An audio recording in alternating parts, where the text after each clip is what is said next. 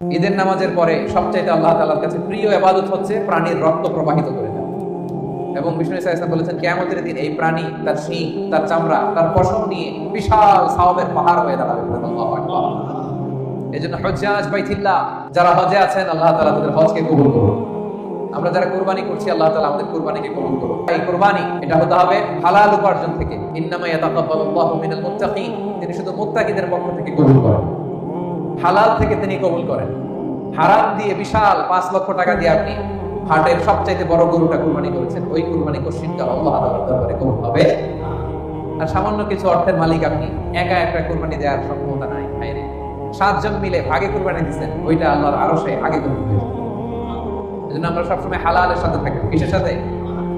হালালের সাথে। হারামের সাথে আমাদের কোনো সম্পর্ক নাই। হালাল থেকে অল্প দান করলো এটাকে কবুল করে কে? আর হারাম থেকে কোটি কোটি টাকা দান করলো সে দান আল্লাহর